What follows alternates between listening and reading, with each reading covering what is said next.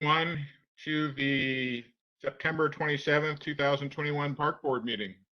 Thank you for joining us this evening. And first thing I want to do is a roll call. So I'm going to go around the screen here, and when I call your name, if you could take yourself off of mute and acknowledge your presence, I'd appreciate that. Brenda. Present. Chris. Chris. Present. There we go. Ruben. Present. And Zach. Present. Thank you. We don't have anybody else with us yet, right, Melissa? There's anybody by phone or anybody that I can't see? Okay. Everybody have an opportunity to review minutes from our last meeting? Does anybody have any comments or corrections? Does anybody have any objections to me approving minutes? Seeing no objections, I hereby approve minutes from our last meeting. Thank you. Melissa, do we have anybody signed up or in attendance to make any public comments? Nope, not tonight. Okay. We have a rather full plate here tonight with 5 agenda items, and so I might be a little bit of a task manager here to try and keep everybody on time, so we don't run over 9 o'clock, or at least not much.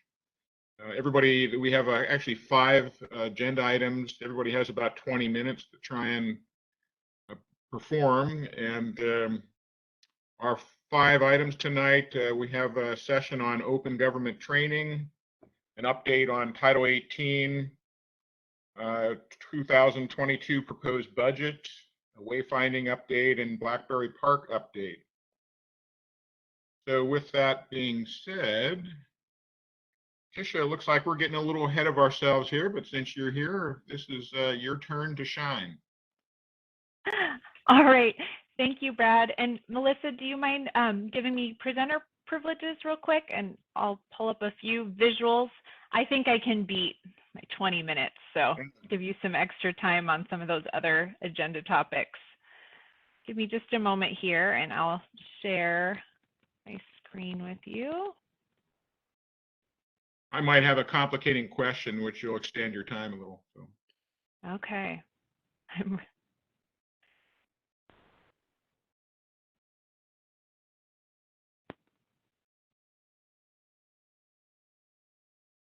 All right. You seeing my slides? Yep. Yes. Okay, great. And I'm going to move things around so I can see you a bit. Okay, great. All right, so I am here to provide your annual open government training. So I know a number of you have received this in the past from our former city clerk, Tina Eggers, who is still working with the city. She's just moved on to another role in the mayor's office, which is really exciting. And so I'm here tonight to provide this annual training. And I'm gonna give you an overview of 2 main laws in the state of Washington that are intended to shine light on our local decision-making processes. Therefore, they're called the Sunshine Laws, and they are the Open Public Meetings Act and the Public Records Act. And their titles say a lot, but they're basically about ensuring public access to meetings of the city's governing and advisory bodies, such as the Park Board, and access to the records that we create as a city. And that includes records created by employees as well as volunteers like yourself. So first, we'll talk for a few minutes about the Open Public Meetings Act. So it says, again, as I intended, or it means as it says, that our meetings need to be open to the public. So back in the old days when we met in person, this meant that you needed to meet somewhere that had a door that could be opened and was accessible, so you're not meeting behind closed doors per se. In the virtual realm, it means that Melissa publishes the call-in information for all of your meetings as well as the links so that folks can join virtually. And in both cases, it means that we're providing advance notice of where and when your meetings will be held so that members of the public can come and can comment and observe your recommendations and deliberations. There are a few exceptions to having open public meetings. We'll talk about them in a few minutes. They're quite limited. By and large, your meetings need to be accessible to all. So one of the things that the state's Open Public Meetings Act distinguishes is the types of meetings. So your regular meetings are the fourth Monday of each month at 7 o'clock. They used to be held in the Pickering room. I'm sure when we, well, I know that when we shift back to hybrid and in-person meetings, you'll have a new meeting location. And what the Open Public Meetings Act says is that anytime you meet outside of that regular meeting date, time, and location, of course we have special dispensation during COVID to meet virtually, then that meeting is considered special. And special meetings have some different requirements. So special meetings require that you, the park board, stay focused on only the topics and agenda items that were published in that special meeting agenda. That's different than regular meetings like tonight. Tonight you have flexibility. If a group of you wanted to just bring an item up for discussion on tonight's agenda that wasn't published, you could do that if there were a majority of you that were supportive, but that is not allowable when you're holding a special meeting. So it's just something for you to think about when you're deviating from that meeting time and place. But it's also entirely okay to deviate, and I'm sure sometimes you might want to conduct a tour or something of that kind, and that's perfectly allowable. So this slide is pretty much going over what I just summarized, but as I mentioned earlier, Melissa works to support your board very well and works to make sure there's always advance notice of your meetings so that you can come together. And I know you have public comment as a standing item on your agenda. It isn't mandatory, so you could have a special meeting that maybe didn't include public comment, but certainly we encourage it, and I know it's important to your board. So as I mentioned earlier, there are some small exceptions, not small, limited exceptions to having open meetings. State law says that if you need to discuss certain topics that have some sensitivity, you can meet in a closed session, which is called an executive session, which is just limited to your board and any staff you choose to include. I have a feeling that that is likely not going to occur at the park board. Our city council does hold them fairly frequently. Usually they're to deal with litigation or sometimes personnel or collective bargaining issues. So something that is good to talk about, and I would say probably one of your major takeaways from tonight, if you are remembering any of this, is that 5 members of the park board constitute a quorum. So Brad, you did a great job of assuring you had 5 members before calling the meeting to order. That is your magic number. Why you need to be mindful of that is that there are restrictions to 5 of you meeting outside of your regular meetings.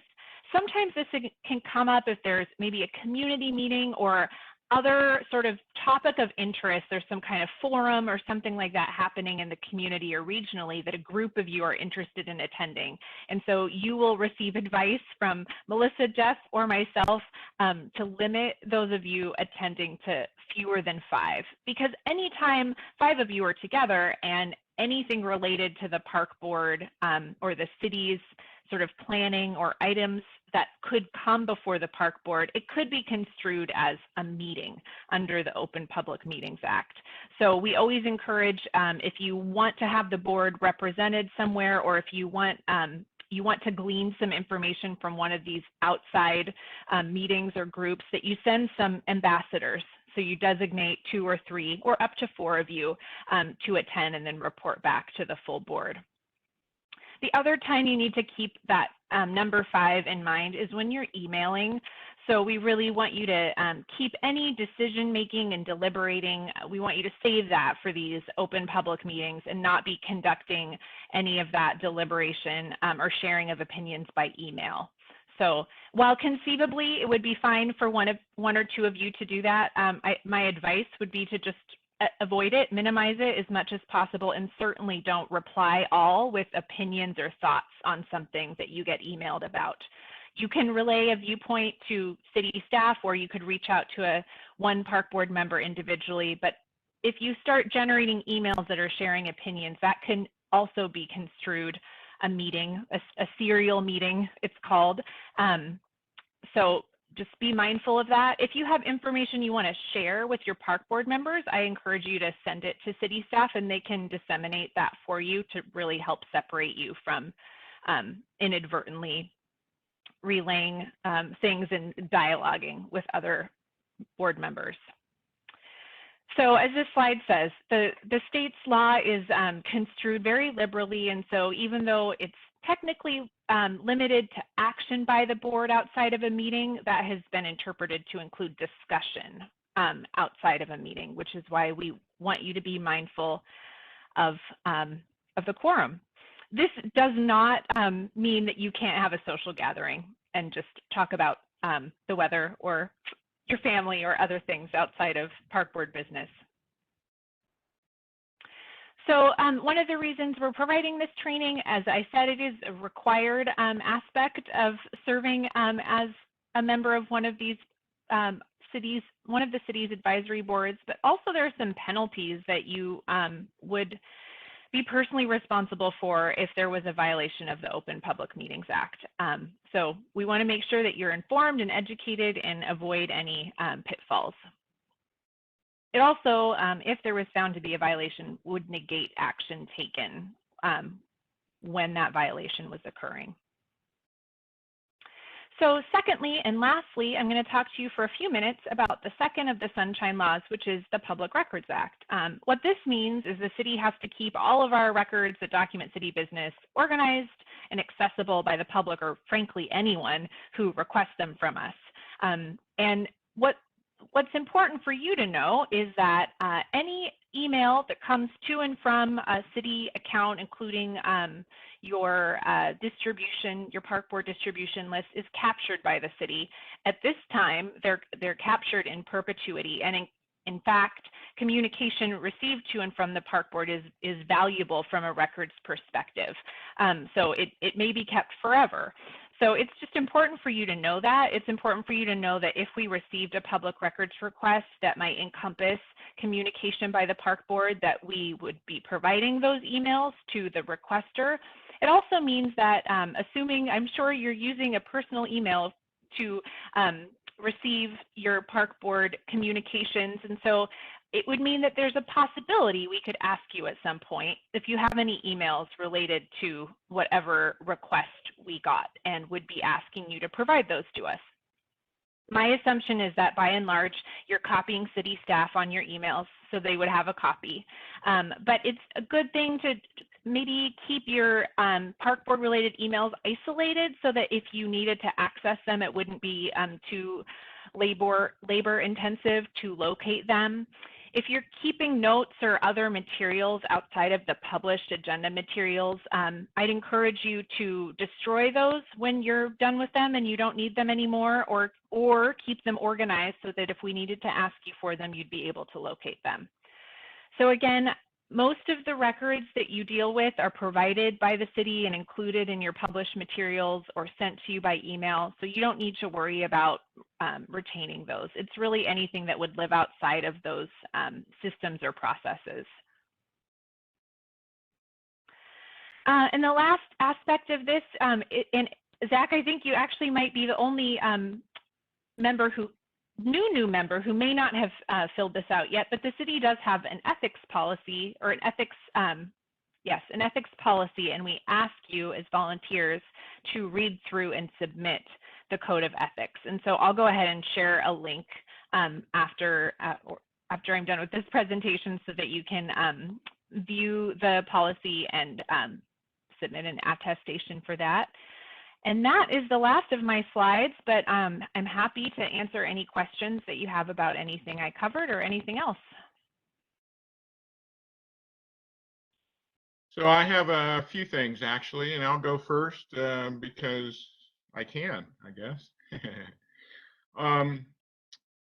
Tisha, who actually governs the penalty aspect of this? I've seen that before, never seen a penalty, against anybody, but I mean, is that something where some community member would have to say something and then the city looks into it and then comes up with a decision, or how does that all work? I actually think it would be the Washington State Attorney General's office that my guess is that they're the ones who provide us guidance on these laws for sharing among our impacted staff and volunteers. So I can't give you a definitive answer, but it would not be among the city. I mean, there might be a little bit of information gathering, but it would be going to likely a representative from the Washington State Attorney General's office to look into that further. That's a great question. I'm really happy to say we haven't had any violations in my time here, but I know that they're not entirely uncommon. So, it's why it's important that we share this information with you and we have procedures in place. I can certainly get back to you with some more specifics on that, Brad. So it almost sounds like somebody may file a complaint, and then the state does an investigation, and then that's when you have to provide whatever. That's my assumption, and I'm happy to follow up with you with more specifics. I would suspect that it would become elevated and may, but I'm not certain of that process. Okay. My next question, I'll get to you in a sec, Ruben. My next question relates to quorum. In our bylaws, it actually indicates 4 rather than 5. So do our bylaws need to be updated? Oh, that's really interesting. So a quorum is a majority of the full membership of your board. And because you have a 9-member board, if I was counting correctly. Yeah, board. So essentially our bylaws need to be updated to 5 rather than 4. They do, and thank you. That's a wonderful observation, because yes, that certainly should be corrected. So let me throw another twist into the hat here. Currently, we actually have 1 regular position unfilled. So under those circumstances, does that mean 4 actually constitutes a quorum? We've the clerk's office has looked into that, and we've consulted with our city attorney to get guidance on it, and that the verdict has been that the quorum requirement doesn't change, even with a temporary vacancy. So you're still, which is why we advocate for, and the park board has alternates to ensure that you can continue to do things if you do have 1 or more vacancies on the board. So no, Okay. It stays fixed at 5. Well. Okay. Yes. So it stays 5, and we just need to change the bylaws to conform to that. Okay. Yes. So here's my complicated question, and that is, we're going into a CIP task force, at least I am, and we formulated a steering committee of 4 of us from the park board. I guess 4 would be the key element here. So my interpretation is, if we only have 4 within a subcommittee, does that mean we do not actually have to comply with the open requirements in terms of publishing an agenda and all of that? It does, unless you're taking public comment at those meetings, and that triggers the Open Public Meetings Act. So even if it's less than a quorum, but public comment is occurring, that would trigger. So our advice, if I was asked, if you were wanting to have more fluidity to meet as a committee, would be to not take public comment at those meetings. I mean, or maybe that doesn't sound great. We want to ensure we have public engagement in our processes, but it's something to think about, because it will trigger that requirement, which just is burdensome in that you need to have that agenda published and a public location. You could have some public comment taken on that item at one of your regular meetings, dedicate some time to that so the committee members could benefit from that, but not have to deal with those cumbersome requirements. Okay, and that's likely what we will do, actually. A subcommittee, once we compile whatever we're gonna, come up with, that will be shared in a regular park board meeting. So it's not like we're circumventing anything. It's just that we want to have kind of a sideline discussion and just wanted to see how burdensome we needed to get with that. So it sounds like if we just meet with 4 people, we can have a subcommittee meeting. We don't have to publish an agenda or make it available to the public. Unless we choose to, we could choose to actually have a steering committee meeting open to the public, and then we'd have to comply with more formalities. Is that accurate? That is accurate. 2 things. I think we should work on getting your bylaw amendment, handled pretty soon. That provides an extra layer of certainty over the process you just described. But no, otherwise you're right. And then it's always a great thing to document the outcome of the committee in some kind of committee report or verbal report at your park board meeting, like you described. Okay. So yeah, let's go ahead and get that changed as soon as possible. Given that we have a quorum tonight, and that bylaws do not require council action, we could amend that tonight. Okay, but somebody would like to make a motion to amend? Or wait. Yeah. Or wait. I should have done a quick glance. Usually bylaw amendments require notice at a previous meeting, some kind of advance notice. So we might, and I'm happy to take a look at that even while you proceed with your meeting, if you'd like. That's fine, Tisha. Yeah, we can set it on the agenda for October. Yeah. But, yeah. I'm probably not going to have a steering committee meeting before our next park board meeting anyway. So, okay. I think they're called rules and regs versus bylaws, and I think that does make a difference as well. Right. Correct. We don't have, yeah. Ours aren't bylaws per se. Okay. Ruben, you had your hand up. Go ahead. Yeah, I have a question about what you just discussed. Is it necessary to put a number in the bylaws, or can you just use the phrase majority of members? That way you can change it to 11, you can change it to 7. You don't have to be changing the bylaws every time you change the number. Yeah, I think that would be fine. I'd recommend a majority of the fixed membership of the board. So that would be nice and clear and flexible. That number changed. Okay. Now I did have another question on quorums. I just want to make sure I understand it. A lot of us are on various environmental committees and outside the city. If we were all invited to a presentation and more than 5 showed up, would that be an issue? Let me give you an example. 2 weeks ago, the Issaquah Trails Club invited people to attend a mosaic that was put up. I don't know how many park board members showed up, but a few did. But had 5 showed up, would one of us have to leave? I think there's some independent judgment you can use here. I think for something like a physical activity where you're physically separated and working on something, it's just probably really unlikely that you'd all be together just talking about park board business. But I think if it was something that, some kind of forum or panel or Q&A or something where there was some discussion, I would, and you noticed you were the 5th member to join, yes, I would encourage you to just pop off, check in with one of your board members after to see what it's about, or go, watch the recording. So to the best of your ability. And then if there's ever something that's just really critical that a majority of you be active participants in, or attend, not even actively participate, but attend, it can be noticed as a special park board meeting. We do that occasionally as well. Thank you.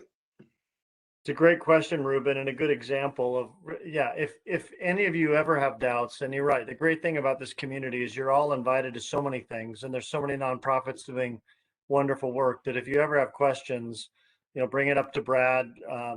Brad and I meet monthly as the chair, and we'll do our best to identify that, right? If it's a mosaic unveiling, in front of the Trails House, it's a great example that, there's not business being had. It's a social event. As long as 5 of you don't circle up and start doing park board business, it probably passes the sniff test.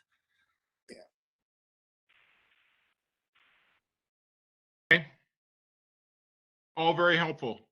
Probably a good thing for us to do this annually, huh, Tisha? Just to keep our minds fresh, because Yes. there's a lot of technicalities there. Any other Yes. questions from anybody on the board? Not seeing any. Thank you, Tisha, for that. I appreciate it. And we'll see you around until next time. You don't need to stay. I know you have more important things. All right. Well, thank you. It was nice to see you all. Thank you. Thank you. Thanks, Tisha.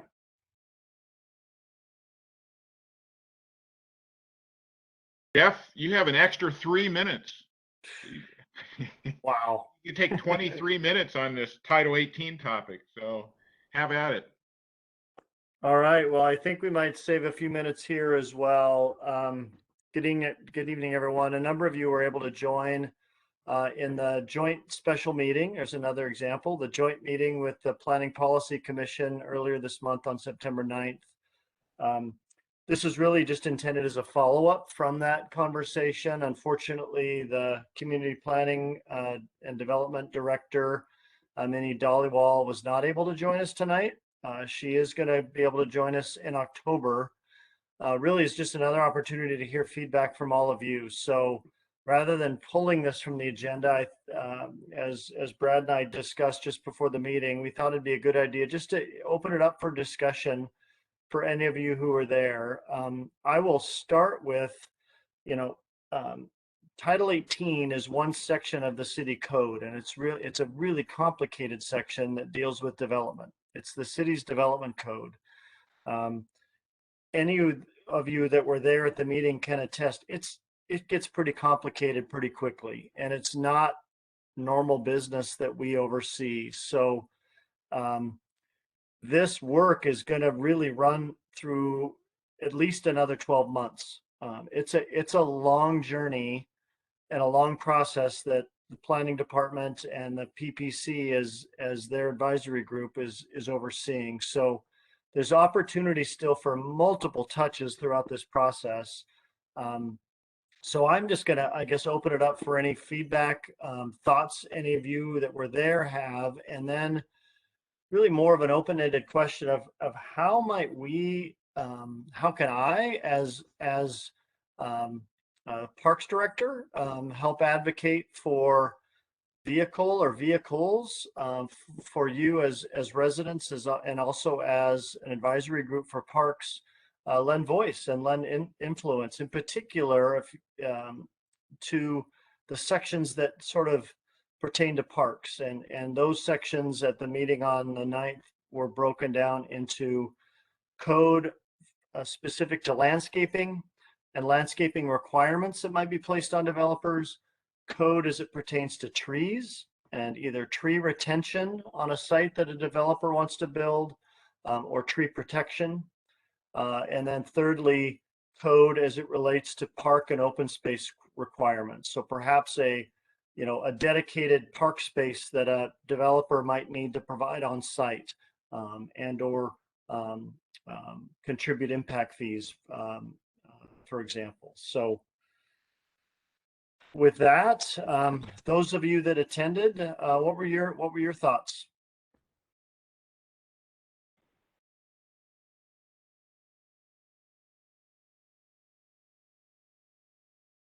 Well, first, let's see who attended. I attended. Zach attended. I think Brenda, you were there, weren't you? I think that maybe. And Ruben, were you there? And Chris, I don't think you were there. So the three of us were there.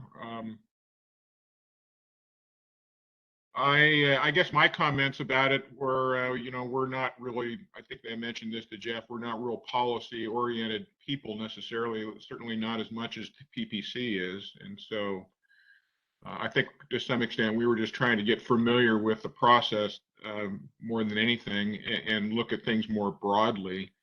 Hopefully in future discussions we can have something more specific to comment about. I guess I can't remember, it seems like this may have been a question, but if not, I'll bring it up.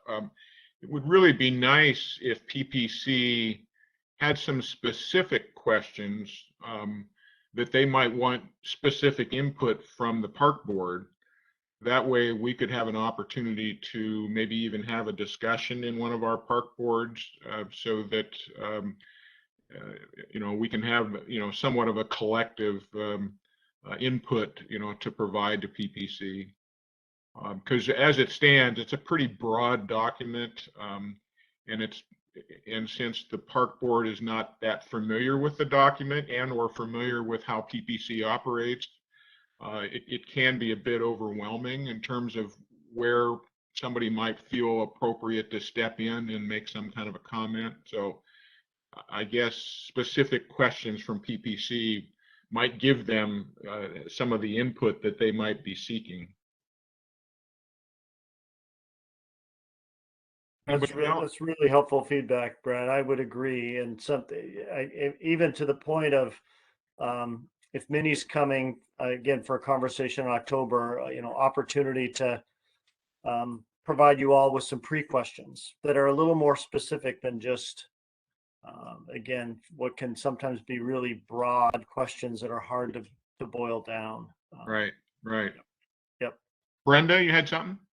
Yes, what I thought about when I was listening to that was what we possibly could offer, or me as a citizen could offer, is we have such a wonderful beginning to, not beginning because it's a great imprint because we have a over 50% canopy cover, but we're a city of park. When I am on the main street or Gilman, I drive down the street and I think, this is a city of parks. That's all around me. And I love it. And I would like to influence them to keep that up with their parking lots, with their buildings, to further develop our identity as a city of parks.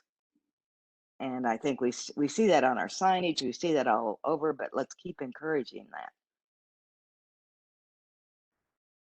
Good input, and I think that's something more specifically we can share in terms of our viewpoint towards the three categories of landscape, trees, and open space. Probably in particular to what you're talking about, Brendan, maybe landscape and trees, because that's where development impact is going to occur. Right. And I was a little disappointed, disappointed. I mean, a 50% canopy is beyond phenomenal, but I was a little disappointed it's gone down. And with the amount of growth and development we're seeing, it's going to go down further. And if, as parks, again, I'm not speaking for the Parks Department, but as an independent citizen, I don't want to see it go down. I want to see that develop, and other cities have identities, and I do believe this is ours, and I want to really push that. That's a great point, Brenda. And I think part of, well, first off, I don't believe the city's tree canopy has gone down. It's actually gone up. What's that? Yeah, I said thank you. So it's headed in the right direction, but you're right. I mean, to your point of vision, the code is not code for its own sake. Code is one pillar. The city code is one pillar for a community to achieve its vision. So in a way, it starts with what's this community's vision? What does it want to become? And then the code becomes one tool to accomplish that vision. Just like, and then what are the capital investments? Are another tool for accomplishing that vision. How does the city invest its operating time and resources? Like myself and Jen and Melissa. How do we invest our staff time? Is another pillar for accomplishing that vision. But I like how you said that. It really, and I think as a board and as residents, your voice into the parks trail system and its role in accomplishing the city's vision is some important feedback in and of itself, not to be overlooked.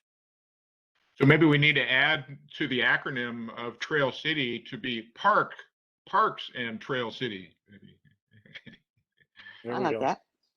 Well, and I think your concern, Brenda, might be more future oriented in terms of the concern of losing our tree canopy as development continues. And that's something that we really need to be making sure doesn't happen. And as you drive in from Seattle coming into Issaquah, it used to be all you saw were trees. You had no idea what was here. And now, of course, we've opened it up and we see the different developments on the hillside. And that's nice. But I really hate to lose all of our trees and our beauty. I mean, we are a city of parks. It's just beautiful. And I go to other cities in Washington and they have their identity. But to me, this is Issaquah's identity. Yeah, with all of the development, especially large apartment complexes and Right. Highlands and Talus and all of that, with all of that development, it's hard to imagine that our tree canopy has actually increased a little bit. I know. And I don't know, I'll have to ask for Terra or somebody that did that study, how that comes about. Do you have any input on that, Jeff, in terms of all the stripping of land to develop that we've had over the last 10 or 15 years, how we could actually have an increase in our canopy? Yeah, Planet Geo was the group. They do tree canopy assessments for many cities. I believe the measurement, I think it was 2012, if I'm not mistaken, when the one previously was done. And then we as parks were asked to take the lead on getting the 2019 update done, Jen, which I believe was done with aerials from 2018, right? From the prior year, 2017 or 18. So what we're talking about, what we know is there was a measurable increase in that 5 to 6 year increment. So, and not, I think it was 48% previously, and then this update was 51%. So, yes, some of that's canopy growth, some of that's just growth of street trees and a number of other things.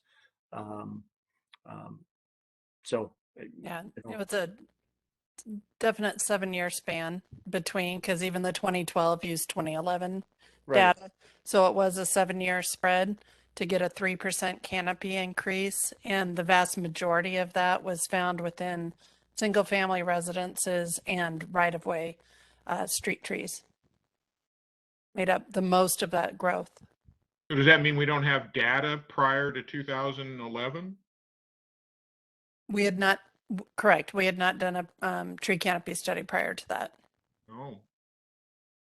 So that's pretty interesting because, a lot of that development may have actually occurred prior to that date. So I mean, It may have. You're absolutely right. The 2011 probably included Highlands, at least the Highlands clearing that occurred. Very interesting study. In fact, it'd be interesting. I don't have the data for this, but anecdotally, you look at what Issaquah was in fact, in my office, there's a photo, an aerial of Issaquah in 1943, I think. 43-ish, yeah, 40. I think it is 43, 46. You know what? I'll tell you what. The tree canopy cover in 1946 was less than 50%. Really? Because it was agrarian. It was farmland, and so right. I mean the tree canopy and development are not, it's not those two things competing. I think the city's tree canopy cover has been evolving and adapting for many years ahead of that, right? So this isn't, we're not talking about a community that came directly out of old growth. It was farmland, agrarian, that really had very little trees right, for a long right. time. Yeah, that's a good point. There are a lot of, especially down on the valley floor, that was not treed. A lot of it when I moved here in the 80s, that was, fields and meadows and a lot of that. It's just that we have the illusion that it was all forest, for those of us that maybe weren't here back then. But it speaks to I mean, I think looking forward, right? And I've heard it. I mean, we heard it from the community and with the park strategic plan. This idea of really a connected green necklace system in and through town, and then up into really the surrounding hillsides and Alps around us. So Jeff, what do you actually see as examples of where the park board and individuals can provide some input, valuable input to PPC in this effort? I mean, Do you have an example? Specific one, no. I think, as you know, knowing how complicated this development code update is,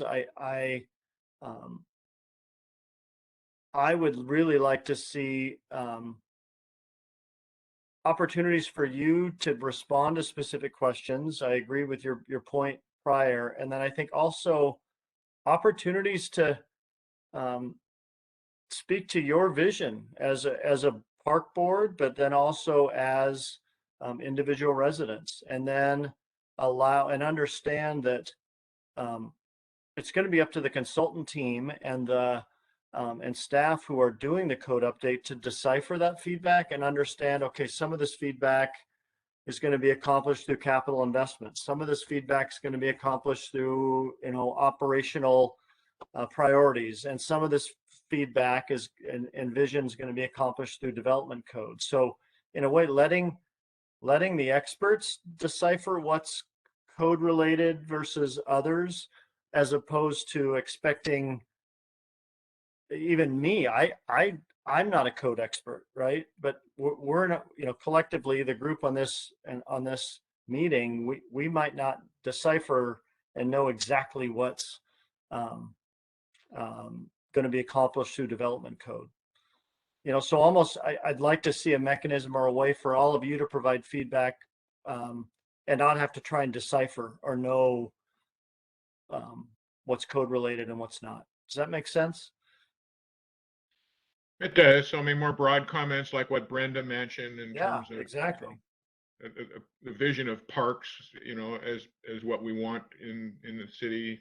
And I believe, you know, and again, this is going to be a long journey. This is a lot of work. I think it's not until second quarter of next year, April, May, that there'll be actual draft language for new code. Obviously, that is an opportunity to come back to the park board, but even as some of that, some of the specifics are being formed, I think just making sure it's, if there's opportunity for you all as the board and as residents to give feedback, it feels it's bite-sized, as opposed to just, hey, here's 27 pages of draft code. You know, it's hard to know what to do with all of that. So I guess that's maybe not specific, but certainly an observation I have, and me wanting to advocate for all of you to have tangible feedback that feels right-sized / bite-sized. well, for clarification, in some respects, a lot of that effort isn't really going to relate to existing parks quite so much as future parks and future park development. I mean, would that be accurate? Oh, yeah, absolutely. And quite frankly, a bulk of the development code doesn't have anything to do with public parks. A bulk of the development code has to do with how a property, how a site could be redeveloped or how it could be used. So a lot of this development code has to do with private property. A majority of the development code relates to private properties. So again, it's not specific to your advisory role, but as residents, you also have opportunity to speak to that. How that private development intersects with public investment, how we're making sure that the vision for public infrastructure is woven into development code is hopefully accomplished. But development code, and I think for those that you were at the meeting heard me say this, development code is not going to create a public park system. And so part of this too is managing expectations and realizing what development code is intended to do, but also not capable of doing on its own. So more specifically to park board, it might be the green necklace and corridors like the Mountain to Sound corridor, the Creek corridor. Those are future potential developments that that we might have some more specific input from. Yeah. Brenda, you had your. Yeah. Yep. Brenda? Oh, I was just going to say, agreeing with what you said, but and I don't know if it's the parks board, but when they're developing and when they're putting in parking lots, part of that, what I read is a street light considered environmental, or, you know, how many trees are allowed, or does a street light take that place? No, a street light does not take the place of a tree. And, you know, what do we expect in our parking lots? Yes, a few trees and shade, and the visual is wonderful. And maybe we could have input that way. It's not truly a park, but it is increasing the environmental pleasantness of having the trees and the shrubs.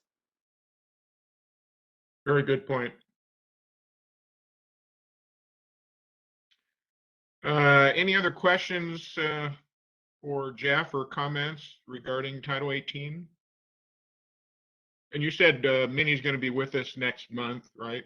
So be prepared for a little more discussion about it then. Yeah, and I'll work with Minnie and ask that maybe she can come up with a handful of specific questions that can really, I think, be beneficial time for everybody. Yeah, I agree. Anything more on that, Jeff? No, thank you. Appreciate the thoughts and comments, and more to come. Long journey ahead. Again, it's not a primary lift of ours as the park board, but I just want to make sure there's opportunity for voice and influence that you all have. So thanks. So that segues us into you now talking about the 2022 proposed budget. Yeah, pardon me as I now, thanks Melissa for letting me share. I'm going to share a presentation. Interesting in that what I was just sharing before about code being can you all see that? Yes. Okay. You know, the city's code and development code in particular is one really, really important pillar of a city accomplishing its vision, but so is its operating budget and its capital investment budget and how it makes investments. So tonight I wanted to take a few minutes and just give you a quick overview of the 2022 proposed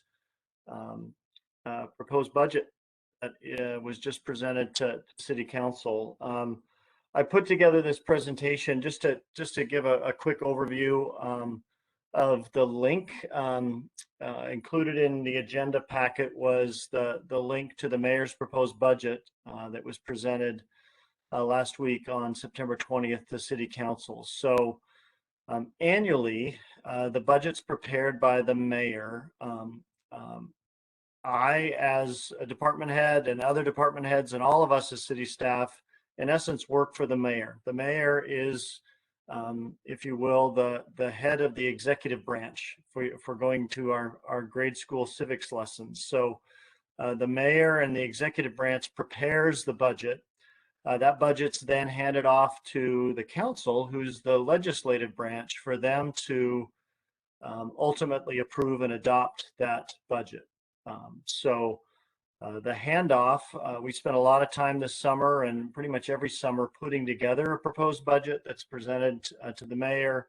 That gets finalized, and then, as I said, just last week on the 20th, that proposed budget was presented to City Council. City Council will now spend a couple months. We'll spend October and November in a number of study sessions and discussions, deliberating the budget, asking staff questions, and then ultimately, as they form and shape that budget, it will get adopted mid to late November for the following year.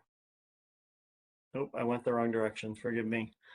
So real quickly tonight, I thought I could just give some real high-level overview of some of the proposed additions and reallocations that we have requested within the department, and in particular, the divisions and the work groups that sort of comprise the park board's advisory realm.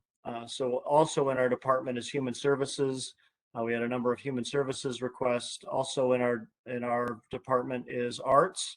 Those two sets of work are overseen by the Human Services Commission and the Arts Commission. So I'm happy to answer any questions you have for all that department related stuff, but I wanted to sort of focus our time on parks and recreational requests. So we'll start with the Recreation Division, then talk park ops, and then there's a number of other one-time and capital budget requests.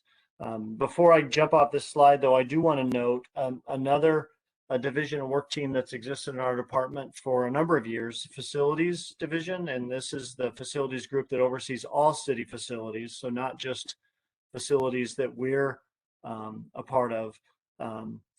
In this proposed budget is a reorganization that would transfer the facilities team to a new administrative services department. This department would be comprised of a number of like divisions, like facilities that are really more internally focused in supporting multiple functions within the city. So it would be facilities, information technology, the IT group, as well as emergency management and the clerk's office. So does that move off of your plate then, Jeff, when that happens? Yes. So if that proposal is approved and adopted as is, yes, the facilities group would go off of my plate. Human Services and Arts was added to our department plate last year. So yeah, a little bit of a swap.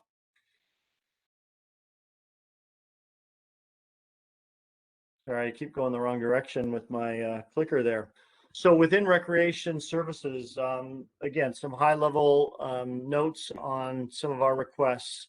The mayor's proposed budget includes the restoration of 4 recreation positions from the early 2020 COVID reductions. Certainly as we're coming out of and reactivating our buildings, it's becoming very evident the need for some of those additional staff positions back. We had 7 positions lost during the COVID process, reduction process. These 4 positions would be 1 position, recreation leader position at the community center, a recreation leader position at the pool,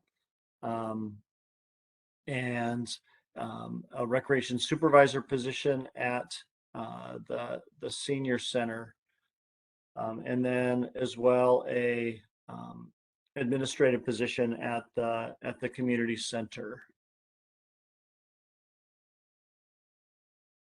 We also are requesting some additional PT&R, sorry for the acronym, part-time non-regular expenses. So we, in the delivery of our recreation programs and the staffing of our recreation buildings, we rely very heavily on part-time staff. So some additional part-time expenses. We're also on the revenue side of things looking at, given that just the cost of us doing business is going up, some inflation related fee increases to our recreation fees really across the board. And then we're also proposing a new approach to our scholarship program, in that we want to make sure fees are not a barrier to those that are in financial need of our recreation programs. So we're looking at creating a more efficient scholarship program that would allow us to reduce, in essence, reduce fees for those that meet eligibility for financial need.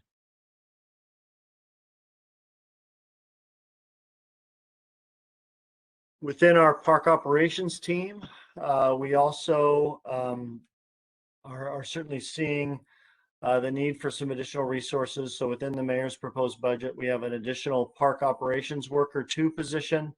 We're proposing this to be partially funded through reallocating some part-time staff dollars. What we're finding in our park operations group, and really many cities are seeing this in terms of workforce issues, it's becoming harder and harder to find and train part-time staff. And so though we're keeping some part-time funds within park operations, we feel like reallocating a portion of those dollars to help partially fund an additional full-time year-round park operations worker will give us a much more efficient way of getting our needed park maintenance accomplished with a professional level staff person who will just provide us with a much more consistent level of service. We also, within park operations, oversee a majority of street landscaping. So the street trees and landscaping beds along right-of-ways are the responsibility of the park ops group. As we and as Kirsten Chapman, our new park operations manager, has come on board, as we've really begun taking a really hard look at how we where we proportionally do our work and where proportionally our hours of work are going.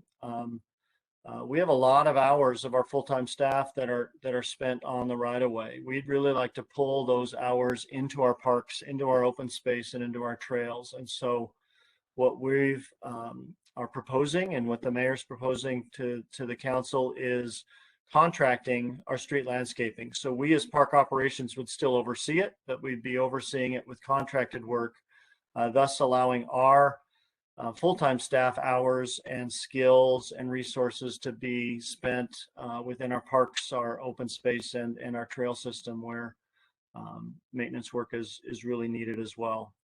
We've also proposed a new annual trail repair program. The last 4 years, we've been really successful in getting some really important and long overdue trail repair work. A lot of our trail bridge crossings and other sort of assets within our trail system are aging.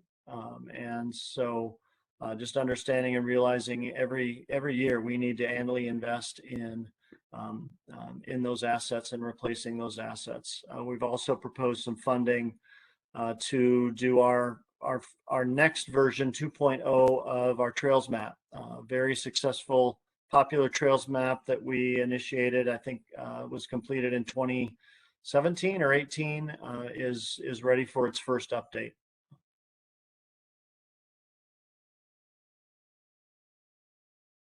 And then we have a number of one-time requests. So those two prior pages within Recreation and Park Ops are really more about ongoing year-over-year requests. These items represent more one-time budget requests we're asking, including some capital items within our CIP. Our capital improvement plan, which you recall, we discussed earlier this spring. That 6-year CIP was adopted by council.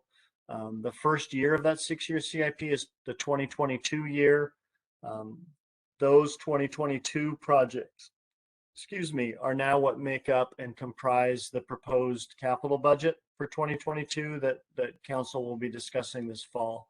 So that includes some additional funds for Harvey Manning Park trail construction. This is the Bergsma property.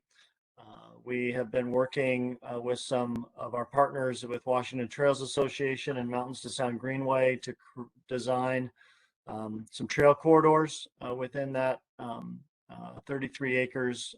We're proposing funding to do the first phase of construction next year on that site. We're also looking at resurfacing courts at Central Park and Blackberry Park. We'll be talking a little bit about Blackberry Park improvements and the play area improvements later in the agenda. Jen will be covering that. We feel resurfacing that court while at the same time we're completing that play area improvement is really good timing to give that park really a full facelift. Pickering Barn, immensely popular site for rentals and community events. We are proposing about $250,000 in the facilities budget to do some much needed HVAC system upgrades, providing some heating and cooling options for that very, very popular gathering space. We also have some capital funding in place to accomplish the long overdue and long needed mountain bike skills elements. You may recall from a recent update we gave, I think last year, as we've been working with BPA, who owns the power lines. This bike skills park was proposed for many years under the power lines at Central Park. As we've done additional work with BPA, Evergreen Mountain Bike Alliance, you may recall our update to you last year that it really makes a lot of sense to relocate those mountain bike skill elements elsewhere, somewhere else than underneath the power lines. So this work will include identifying a location that functionally makes more sense, and then getting the work done. Evergreen Mountain Bike Alliance remains a very interested partner in that work moving forward. We also have some funding. Every year we request funding, and seed funding is put into our capital budget for strategic land acquisitions as they become available. So we can be opportunistic as properties become available. Often the timing of a land acquisition is not something, we don't dictate that timing. It is often also dictated by the property owner themselves. So these capital dollars really are sort of those funds that allow us to be opportunistic when those opportunities arise and the timing arises. Another item we're talking about tonight with the wayfinding and park sign design, there's funding in place for 2022 to do phase 1 of implementation and installation of those new sign standards. Full completion of that will take a number of years to accomplish, but 2022 would be a first phase. We're also looking with funding we already have in place, but then some additional funding restarting our park planning efforts on our anchor parks, relaunching into that. As you know, we had some really good work initiated for Tibbetts Valley Park, Veterans Memorial Park, and the Creek Corridor, really that continuous corridor north-south through the city that was suspended with COVID coming. We'll look to relaunch in earnest into that later this year and into 2022, sort of taking those efforts park by park. We've also requested in the mayor's budget some funding for our Friends of Lake Sammamish State Park, and some seed money, some additional money to accomplish some real important trail work within the state park. So as we're looking at really creating connectivity within our city system, there's $30,000 of additional support for FLISP and some of the important trail work that is being sought at the state park, and how it would connect to our city system. So a lot that I covered there in a super duper high level. Certainly open to any questions or discussion you all might have. One last thought here, just so you understand the context, kind of what I said in the introduction. We're just on the handoff phase now. The mayor has passed the baton to council.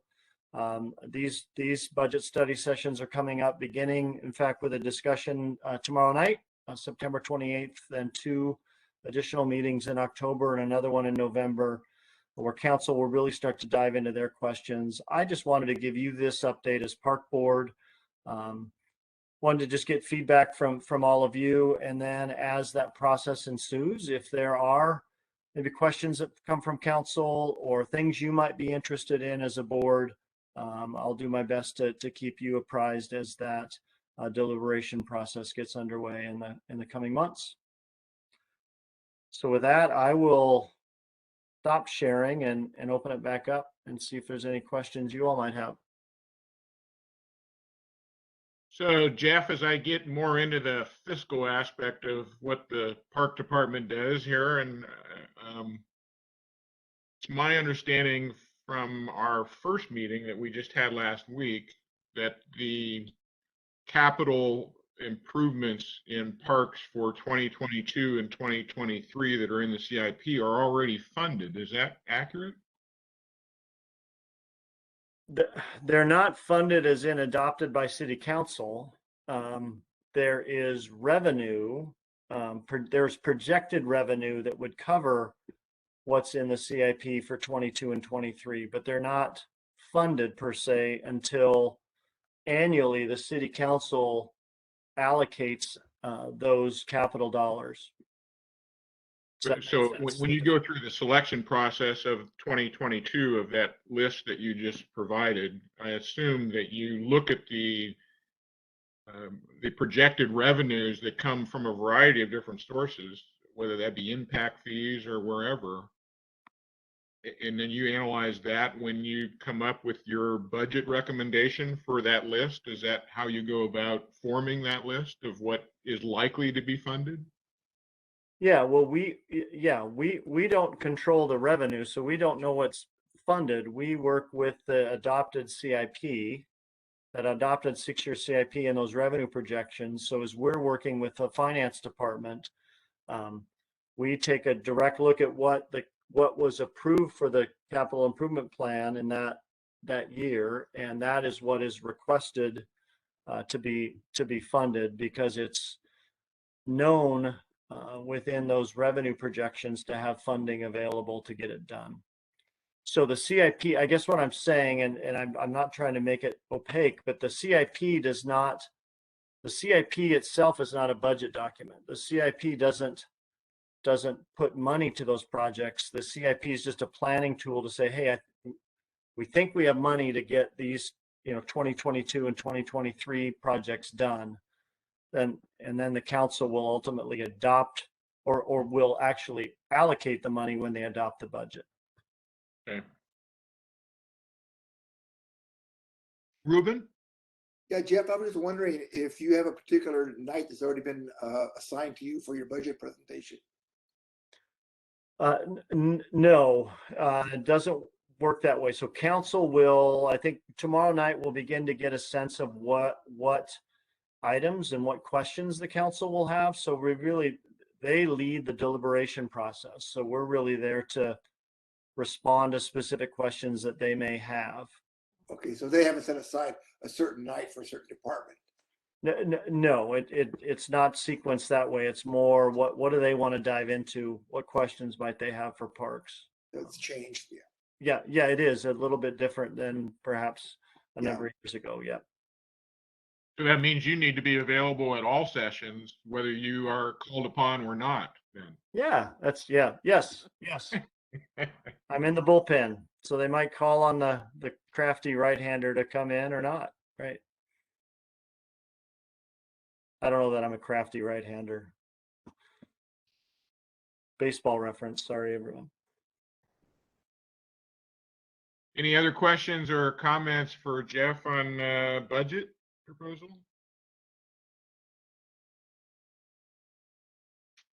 If not, thank you for that, Jeff. Or we're just doing stellar on time here today. Looks like Jennifer, you're up to talk about wayfinding. Thank you. Alyssa, can you make me a presenter, please?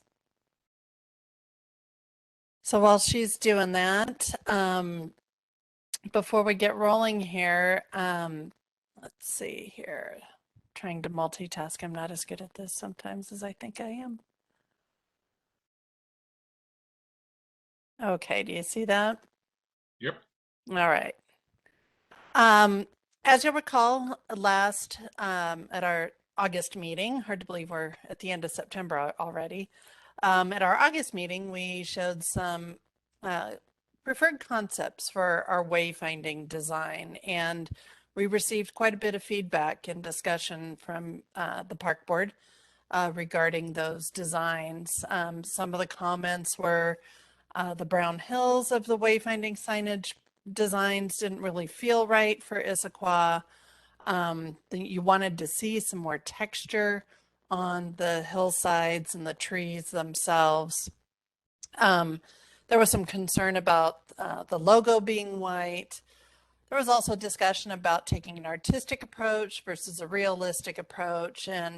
But overall, you felt that the sign, even with some of those design element misses per se, still reflected the overall character of Issaquah. So we took all of your feedback and went back to our design team and tweaked the design some. We took that tweaked design to the Arts Commission on September 9th, and they had some comments as well that many of them also echoed much of what you had. Keep the city logo white. They tended to prefer a more artistic approach rather than a realistic approach, given our built environment to the signs, and that it would stay out.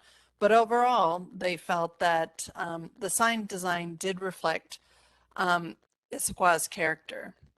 So as staff, we went back and took all this additional information to the design team and have come up with final proposed design that I would like to share with you tonight.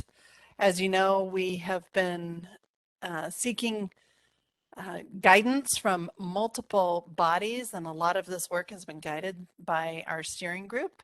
But here you have somewhat of a final design. What's shown here is some of the gateway signage.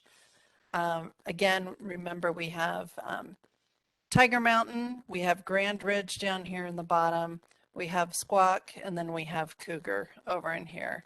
Then these would be vertical gateway signs that you would find along vehicular routes and right-of-ways, and also some smaller ones, gateway entries like on some vehicular shared use routes and some other pedestrian trails as you enter the city.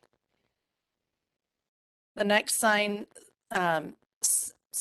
are the city facility signage, and I'll get into some photo simulations to show you what those would look like in application, but also what a facility sign, facade sign might look like, but also some directional signs into perhaps a parking lot or somewhere where you needed some additional guidance as to where to go. And then the final sign of suites here, more for the trail and vehicular signage, as the recreational trailhead signage here. Also, this would be trailhead signage. This would be trail directional signage here. Most of those would often be in some of our more rural and open space areas. And then directional trail signage, which would be used more in our urban spaces for directional. These also would use some universal symbology to help direct and guide people. We also have our park signage, which we know we have dire need to update many of these. We have so many different sign types within our park system right now. And then we also have our major routes and directional signage to get people through, and then also some shared use path and regional trail directional signage as well. So here's some photo simulations of the proposed design and application. In the upper left, we have a gateway signage at a roundabout. On the upper right, we have park signage. This is at Blackberry Park, what it might look like. This is before a remodel of the park. Also here at East Sunset Trailhead, in the shadows of the trees, what the directional trailhead signage might look like. And also trail signage along one of our trail routes. Here's some photo simulations of city facility signage like the Julius Bohm Pool, and then up on the corner of Bush and Front Street, and then when you got up to the building itself, what that sign might look like on the building. And then too at the parking lot at the Julius Bohm Pool, where you may need information as to, oh, here's the parking for the pool rather than parking over at the school district. So we have, oh, one more slide. Here we've got our major routes and directional signage. You can see the blue kind of shows up even on our winter months, somewhat legible. And then what a gateway regional trail signage would be, also within a right-of-way. So this would be the first entry sign you would see as you're coming off I-90, entering into Issaquah there. And then what a shared use, smaller, little shorter directional signage would be. Again, our design process has been very fluid and has received so much input, but it is our goal to start honing in and finalize this design. So at some point here soon, we're going to be going to City Council to be discussing implementation and what their implementation priorities are. And then we're going to share the design with the public at some point. It's our goal to finalize a wayfinding signage plan, which will include maps and construction documents and really be a living document as we implement this entire wayfinding and park and facility signage throughout the city. It's a big elephant that we've got to try and big project that we've got to do. And so it's going to take some time. But in order to get it right from these designs that we have on paper and make sure they're correct and are going to dial in the colors and dial in some of the construction techniques, we're going to create some prototypes so we can really hone in on what those colors and elements are. And then it's our goal in 2022 to begin phase 1 implementation. So tonight, I would like to ask of the board if you have any final thoughts on the design that we can carry forward, and also if you wanted to offer any advisement from the park board, should you feel so inclined. Jeff? Yeah, great overview, Jen. Thanks for that. Could you maybe spend a minute or two and talk through, I know you mentioned the steering group. They've done a lot of work and have really literally, helped to steer this work from the beginning. I know that they've had a chance to meet since the park board meeting. I know a lot of the park board feedback was very similar to that of the steering group, but just maybe highlight where the steering group is at with this, what's proposed before the park board. Yeah, they are in support of it. They feel it it reads well in the environment. It reflects Issaquah. They're generally very happy with this sign design, and really looking at it in photo simulations, what it's going to mean for the city. Now, I know there's been some talk about the different trees and mountains, and we really worked on some of that design with the steering group through that, but also in getting the trees right, but just making sure it felt like Issaquah was really and that it was legible was really important to the steering group. And one of the things the Arts Commission actually mentioned is, a lot of other cities like Boulder, they have that sign that really is who they are. And Brenda, you were talking about trees earlier, right? Being part of that identity, that park-like feel. And, I know the steering committee feels this really reflects Issaquah and what it stands for. And our beloved assets being the mountains and the trees. No, I appreciate that, Jen. So yeah, as the steering group has really put their stamp and really support this, we wanted to have a chance to come back to you as the park board, really share this with you, say thank you. I think a lot of the feedback that you provided earlier really helped, I think, evolve this to where it is right now. And yeah, we'd just love to get your feedback and hear your thoughts and any advisement you might want to give.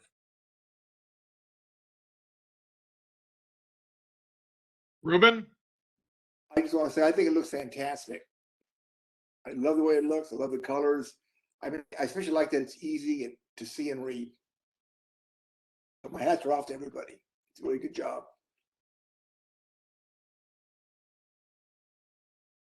Chris? A quick question. Current state of the art for anti-graffiti. Yes, so anti-graffiti materials is definitely something our design team and our city and parks maintenance have been honing in on since our first internal meeting well over a year ago. So we are really making sure that these materials are vandal resistant, graffiti resistant. We are looking at using some vinyl coating, much like we do on some of the utility box wraps on some of this signage, again, to make it a little easier. One thing that's not really shown here is like on some of the gateway signs, there also going to be some lighting on some of these. A few of these signs will be internally lit. And some of the panels may be spaced out like at a gateway sign to help provide a little bit more depth. So that's a lot of that stuff we're going to be honing in on. But graffiti, vandalism, auto replacement, because I get hit, how we're going to be able to do this, we have been very tuned in on, and we're making it top of mind as we finalize these designs. Thank you. They do look beautiful. Yeah, I think appreciate that, Chris, and you're absolutely right. I think as we start to replace a more standard sign throughout our public infrastructure, it also will allow us to declutter some of those more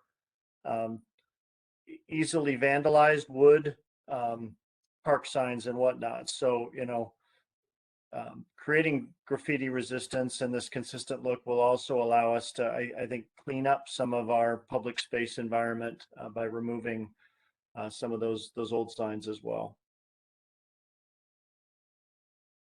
Zach, you had your hand up? Yeah, I just also wanted to comment that I think they look great. I love the shading and kind of the texture and the layers of it. I think the color is great. The only thing in this I think would just make it more busy would be incorporating, obviously the water component, but I think that the mountains are definitely, at least in my opinion, more Issaquah defining even than the salmon and the streams. But I mean, I think it's just an excellent sign, and they really captured at least what I envisioned. So I think they did a great job. And you spoke of salmon and water, and that was one thing that we did get added back into the design was the city logo to make sure that that salmon was on there. That was important to the steering group. Well, I did make a comment previously, so I'll just to make this publicly here, where I had a little bit of issue with the colors, because I certainly didn't like the brown hills. I do like the colors better now. My concern, I guess, was the brown sky, and my issue with that, I guess, was wildfire smoke, which came to mind, and part of that was, when I looked at this, wildfires was a big thing on the agenda here, but it's growing on me. Frankly, I think when I look at it more in terms of artistically, it really does look nice, and it does show nice in a green background as well. So I can understand why so many really appreciate the coloring of it. And for me to get over the brown sky, I've actually just persuaded myself to look at it as sunset sky. And that way I saw a sunset that kind of looked a little bit like that, not just the other day when I was out hiking. I said, okay, now I can accept it a little better. So if I look at it as sunset instead of wildfire, it's a lot easier for me to buy into it. But I do like the colors, and the designs are really good. I'm glad to see actually everybody from the board seems to like it as well. So, but I thought I'd throw that out there.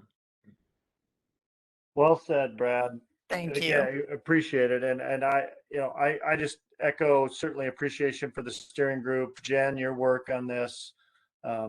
It's been important from the get-go to really have this try and reflect many voices. We had over 1,000 responses to our survey that we spread throughout the city on the trails. So we hope this really reflects Issaquah, and I think it does. Something Jen mentioned earlier that I think is really cool about this sign.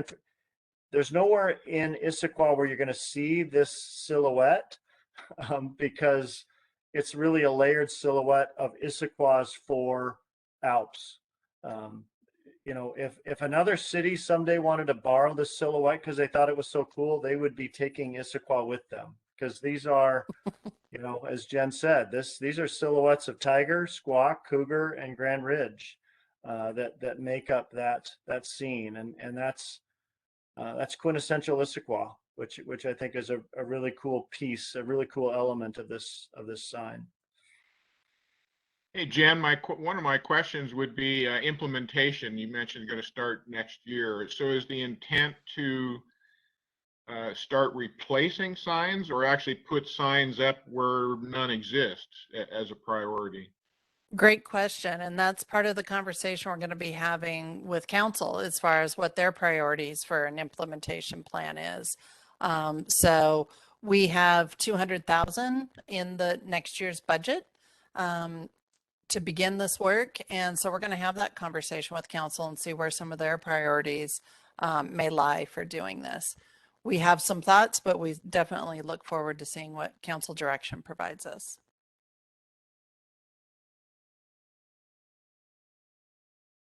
So more to come. Any other questions or comments from the board? I'm having to flip through screens here to look for hands. So if you have your hand up, keep it up for me to, oh, there we are. Any other questions or comments on this? If not, thank you for that, Jennifer. And looks like you're up again here for Blackberry Park. Thank you. Let me do another quick share. Blackberry Park. This one should be pretty short and sweet presentation here. As you may recall, last month when we met, we showed you kind of the evolution of the design of the park, the two different concepts. We had the Little Red Fish and Castor's Castle. We talked about all the community feedback we had received. That really it focused in on the Castor Castle's design, and we had put out a survey showing the final design, asking for any final comments. So in the agenda tonight, you will see that there's the comments received from the public, as well as some of the design responses that were provided. And we sent that survey out to the neighborhood themselves with all of the contacts we have had throughout this process that have signed up for eventual email contact. And we received 34 views of the final design and 21 responses. So those are in your packet. Most of the comments received were really focused around, are they going to be able to keep the pickleball court and removal of the blackberries? There were a couple around design elements, but nothing that really is going to change what we had designed, only because the play area that is proposed works within our budget. Oops. So as you know, this is what Blackberry Park currently looks like. And this is the preferred design of Castor's Castle that was shared with the community. This is, this project has 2 belt swings and a basket swing. It has a textured area. There's a nice bench back in here. There's stepping logs, there's climber things, a platform and slide over in this area.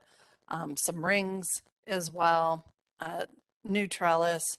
And as part of a separate project, as Jeff mentioned earlier, in the capital or the budget for next year, as part of a separate project, we will be resurfacing and striping the pickleball court or sport court here. But that is not part of this project's budget. What is shown here, we anticipate being able to accomplish with our existing budget, and we're quite thrilled with that. Really kind of where we're at as far as our next steps, as I mentioned, most of the comments received really focused on the importance of the pickleball court and keeping it. There were a couple of comments about the grapevines, a couple of comments about the blackberries, but all things we're going to be able to continue moving forward with. As we mentioned, the blackberries will be removed as they're an invasive species. And we will be trying to harvest the grapevines that are there, save them, and try and replant them back at the project site.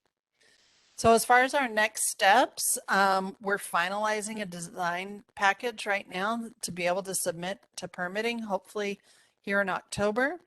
We anticipate that process to take roughly 3 months.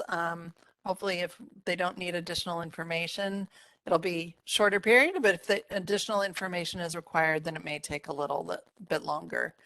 But we do anticipate right after the new year going out to bid and planning our construction for the project. So that would start in January and likely go through April. We're anticipating, again, with supply chain issues right now, we're hoping this could be oh man, I made that a really long project, didn't I?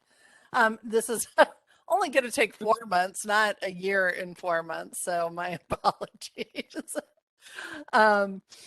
So yes, only a few months to construct and get that project rolling. But again, that's also dependent upon supply issues, and we're going to be keeping abreast of that. We're fortunate we have been in touch with some of the product suppliers, so they know this project is coming down the pike.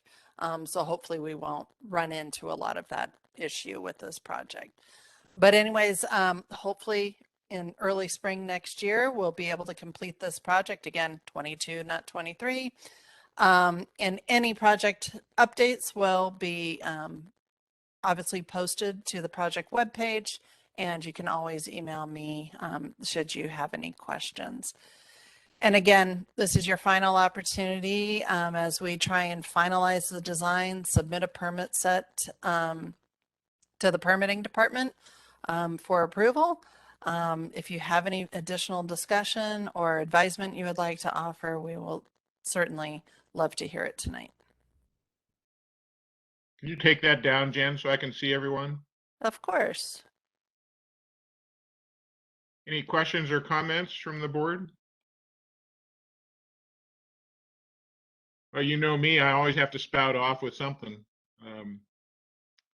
Couple things. One is just some clarification. So this was already budgeted for 2021, right? So you don't actually have to even though construction is not until next year, you don't have to submit it for next year's budget. Is that the way that works, or how does that work? Yeah, so that's the difference with a capital budget. Operating budget, which is typically general fund, needs to be spent within a given year. When a capital budget is allocated, we don't necessarily need to ask for new funding. We, through a separate process, will request to council to reappropriate a portion of these capital funds into the following year. But those budgeted dollars for that capital budget stay with that capital project. Okay, thanks for clarifying. Yep. As I'm learning more fiscal stuff here, it's good to know that, and probably good for the board to know as well. Any regrading or lawn work, or is that basically just going to be whatever there is there? Great question. We're trying to, as we're finalizing some of our budget right now, we know that all of the lawn out there, it's in really poor condition. It's ankle breaker. We're hoping to be able to regrade some of that and at least make it level and much safer. But we're trying to squeeze our little dollars here to see if we can find the space to make that happen, because it's really important for the overall effectiveness, and so much of it is going to get ruined during the construction process anyways.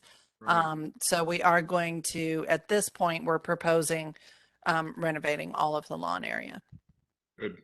Yeah, we'd like to find enough budget so as we back out of the site, we're able to improve the lawn. Yeah, makes sense while you're there to do it right. Exactly. My last question for clarification, I think you mentioned this on one of our meetings. I get a little ill when I see natural wood painted white, and from that graphic, it looks like a lot of those poles are showing up to be white. But didn't you say something in terms of how they're going to be finished? It's going to ultimately look more like driftwood, maybe eventually. Yeah, so this is like a whitewash stain, so you can still see through. It helps protect the wood, but you can still see through it. And as it wears, with children playing on it or climbing on it, just like on a deck, you'll get little wear spots, and then that natural wood will weather underneath. So we've been talking just as part of, like, driftwood normally has some striation to it and color differences as you look at it. That's what these would look like. And that's really part of that ghost forest when beavers go out and they create they kill all the trees, eating all the roots and knocking things down. All the trees go white. And so this is kind of part of that theme, and to carry through that as a design element. They're not solid white like a piece of paper, so you're going to be able to see through some of the wood grain and the coloration through that. It's an artistic attempt to really show that graying and aging of wood, that again, with the idea of sort of this artistic feel of paying homage to the beaver. So that's the concept of where that coloring came from. Correct. Okay. Is there going to be any interpretive elements built into this? Not at this time, just due to budget. Just to reflect the concept of, the ghost, whatever. Yeah, we have talked with the Arts Commission about including the art as integral as part of this. So we can see what we might be able to put up, even if it's just a little sign about Castor's Castle, or the beavers and how they live and how this concept came to life. Yeah, I would think that'd be nice, because people that were not in, part of the process that know all that would not know any of that, I suppose. And it's a good opportunity to give some context for people that visit the park in terms of what a lot of that stuff represents. And it really wouldn't take that much as an interpretive signage to add something like that. That's great feedback. And yeah, our goal ultimately is, as we're upgrading play spaces throughout our park system, really individualize those play spaces and allow those play spaces to tell part of Issaquah's story. Yeah, I'm a big advocate of the storytelling feature. When there's something there to tell, anyway. Anything else on that, Jen? Any other comments or questions from the board? Not seeing any. We'll move into reports. Thank you for that, Jennifer, for both those items. So in reports, I guess I'm up first here, so I'll go. I only have one item, and that's just kind of giving you a little bit of a update on the CIP task force. We had our first meeting last week, and just to give you kind of an overview of what to expect, we are going to be meeting twice a month through January. And by the end of January, the task force will be making some recommendations to the mayor about a variety, hopefully, of funding opportunities to implement a lot of the things in the 6-year CIP. Historically, so much of the CIP has been a bit of a wish list, and a lot of it hasn't been accomplished because we haven't really tackled the funding challenges. And so it's actually kind of encouraging to see that the city wants to try and kind of help resolve that, by coming up with some strategies to see if we can fund more of what's included on them. One of the things that that kind of fueled this is to we take a look at the city Issaquah strategic plan, and there are really 6 components for you all to just be aware of if you've never looked at the strategic plan. And they focus on mobility, growth and development, environmental stewardship, social and economic vitality, city leadership and services, and infrastructure. So within those 6 main components of the city, that kind of, helps lay the groundwork for establishing some plans in all of those 6 different areas about how to accomplish things in the future. There are also, interestingly enough, 6 competing elements needing funding in the CIP, and those are capital equipment, municipal facilities, parks and trails, technology and systems, water, sewer, and stormwater, and transportation. So interestingly enough, out of all 6 of those elements, only 3 are really struggling with future funding opportunities, or I should say future unfunded issues. And it turns out Parks and Trails is one of the big ones, along with municipal facilities and transportation. So there really, of the 6 that are co-competing, there are really only 3 areas that are really substantially underfunded for the 6-year CIP. And so that's going to be the real big challenge, is in Parks and Trails, more specifically from Park Board's perspective, for you to be aware of. Just as an example, the 6-year Park CIP projected costs come to $39.8 million projected over the next 6 years. And 27.7 million of that is actually unfunded. So that actually gives you some idea in terms of the challenge ahead of us to try and fund all of the things that we would like to cover. A lot of these items, most all of these items actually were originally created in the Issaquah, in the Park Strategic Plan, which is where the 6-year CIP, kind of drew from. And so, I mean, we got our work cut out for us in terms of trying to figure out how to pay for all of these things, but it'll be an interesting process. Just to give you an overview of various places where revenue comes into the city for capital improvements, comes from real estate excise taxes, grants, impact fees, debt financing, and from the general fund. So there's a lot of different revenue sources, but there's also a lot of competing elements to get some of that as well. As we talked about a little earlier, it appears that for the next 2 years, 22 and 23, for the most part, those do appear to have revenue sources for funding what's in the 6-year CIP. The challenge is really for the 4 remaining years after that, that essentially are unfunded.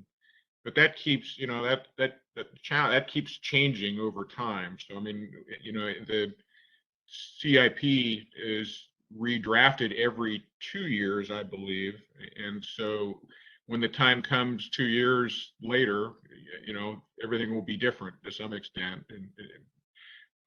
But it's good as a planning document to at least be aware of that.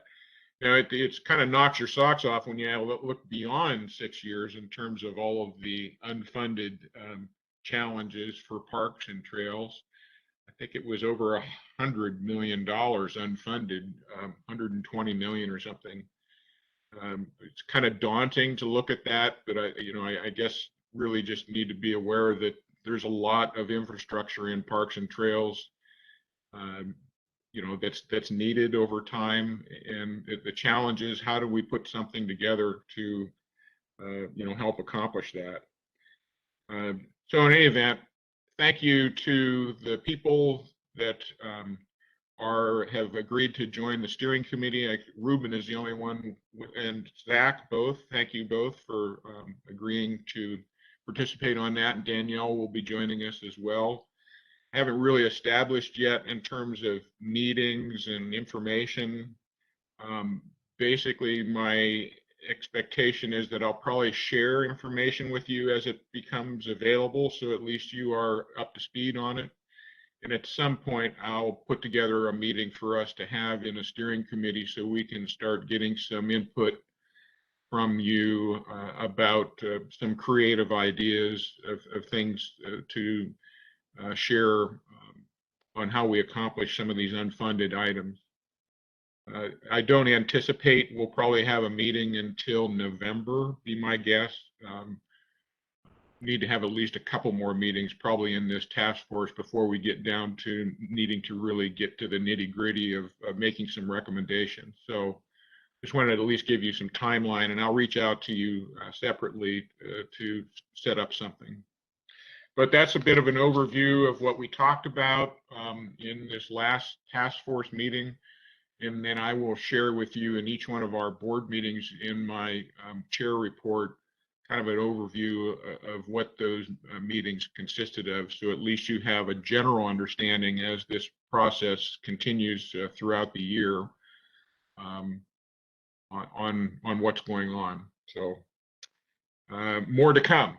So stay tuned.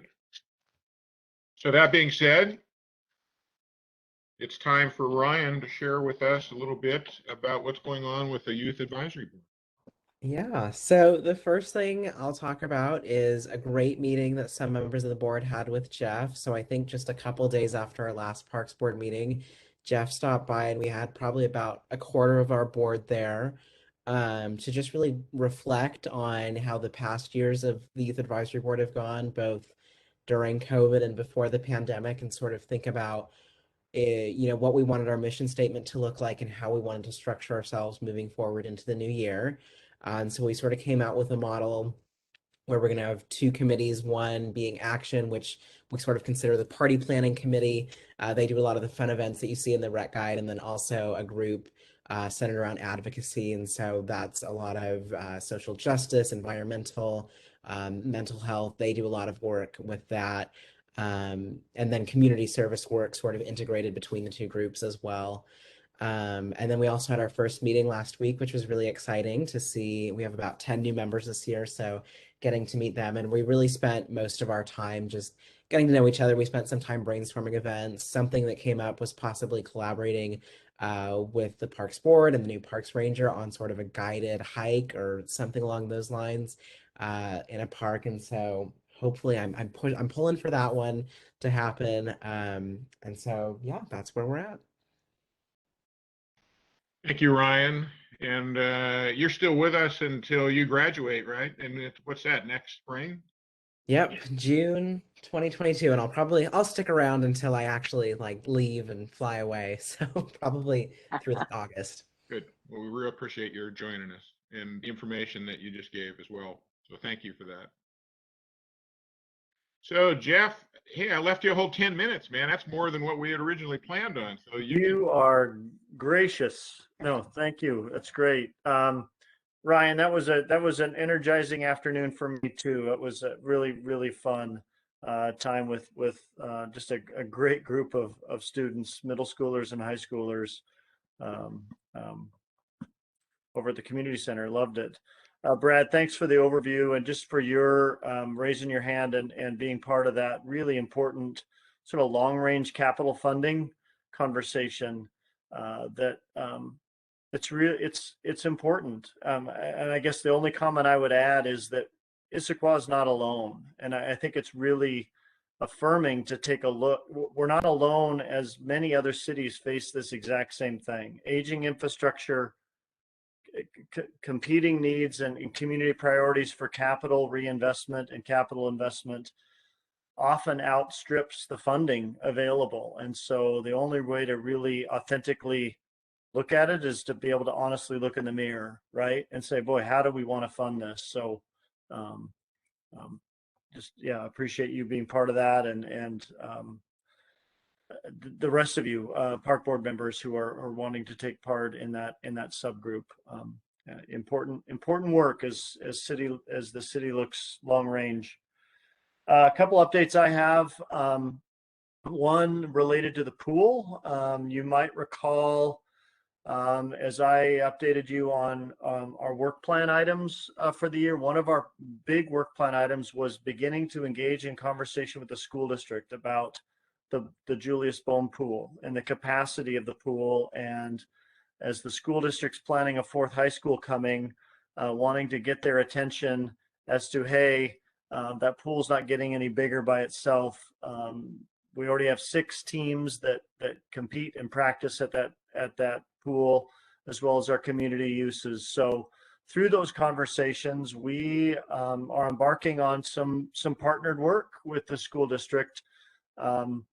King County Parks has some aquatic facility grants that are out. I updated City Council just last month. We are going to be submitting an application to do some feasibility work with the school district to see how we might consider expanding or adding some capacity to the Bohms pool on that site. Are there some creative ways that we could couple some school district funding and some city funding? King County is going to have some pretty robust aquatic specific grants that they're going to have available over the coming years. Might there be some ways that we can all leverage our money to do something there on site? The feasibility work also may consider what it would look like to do some creative stuff off site. So more to come with that.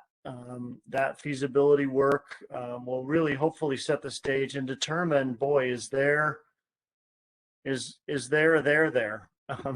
a project that feels like we then could turn around and seek some additional grant funding to actually do some capital work. So have appreciated support of council, have appreciated that the school district isn't running away from this conversation, but they understand the need for it as well. So continue to keep you apprised as that work just gets started.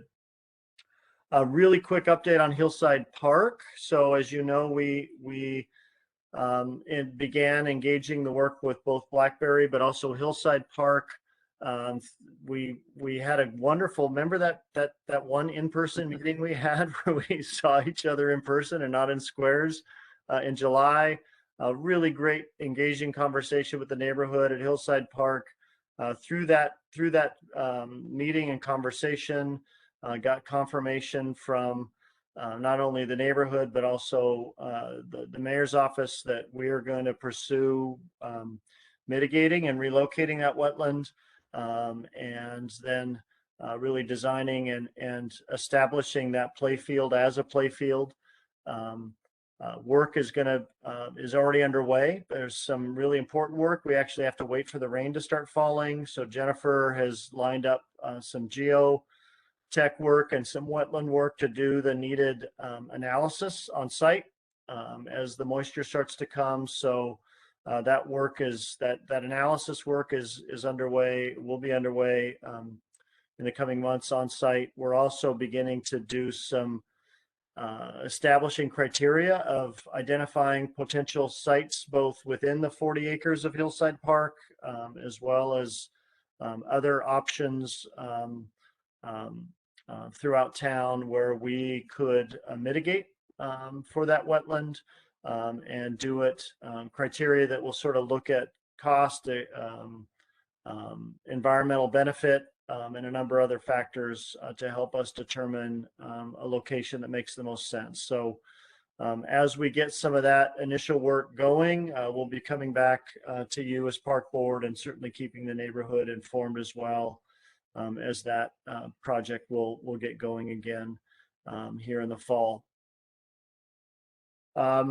Holiday lighting. If you remember last year, we sort of took holiday lighting a little different direction and relit the large tree and did some lighting throughout Old Town. Excited to say we're going to be doing that same thing this year. Amy Dukes with the Art and the Arts Commission are doing some creative work that will sort of add to, quite frankly, some of that base holiday lighting that we did last year. So a lot of excitement being generated amongst the businesses and as well some other future partners. So exciting for Old Town and other parts of the community. Exciting as we look at sort of planning and visioning the Creek Corridor and Veterans Memorial Park here in the coming years. Maybe, just maybe, this idea of festival lighting throughout the winter months as really just another great opportunity to come down into Old Town, come down into Issaquah and enjoy a wonderful walk through Old Town and some of the great public spaces that we have in that area. So excited to see what holiday lighting looks like this November and December.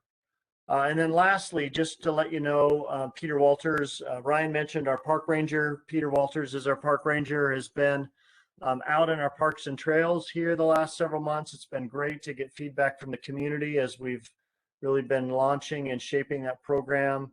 I think as we look at October, November, I want to pick one of those months and have Peter come. I know you had a chance to meet Kirsten and Peter briefly, but maybe get a little bit more of an overview of some of what Peter was busy doing this summer, some of the observations we've seen in our parks and some of our thoughts of where that ranger program is going, not only from a sort of ambassador and enforcement side of things, but also in terms of being a bit of a steward, some educational programs and other opportunities we see to really just reinforce the great value that our parks and trails have here in Issaquah. So Brad, I'll work with you as we're sort of looking and building agendas over these next couple of months and see if we can find some time for a little bit more focused overview on the ranger program as that starts to take shape. So that's it.